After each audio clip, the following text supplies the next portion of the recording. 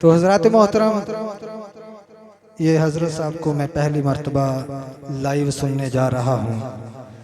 मैंने वीडियो सुनी है, तो जब किसी की नज़र आ जाए ना, नज़र पे कोई चढ़ जाए तो रंग भी चढ़ जाता है। तो मैंने जब आवाज़ सुनी तो मैं ना बड़ा परेशान हो गया कि यार ये आवाज़ किसकी है। शायद मैंने कहा कुछ छोटा सा क्लिप था, मैंने कहा शायद किसी आलम की आवाज़ जो है ना, तस्वीर और है और आवाज़ और है।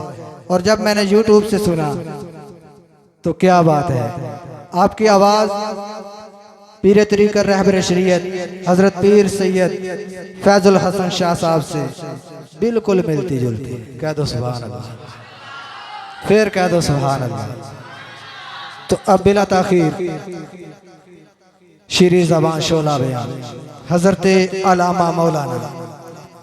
तारफ़ तो आलम दीन के बहुत ज़्यादा होते हैं, बहुत ही ज़्यादा, लेकिन ये मारूफ और मशहूर तारफ़ है।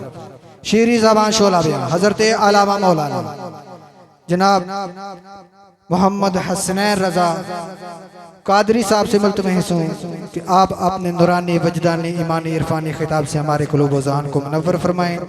आपकी खिताब से पहले ज़ोरदार नारा नारा तकबीर, नारा तकबीर, नारा रिसालत, नारा तहक़ीक़, नारा हैदरी।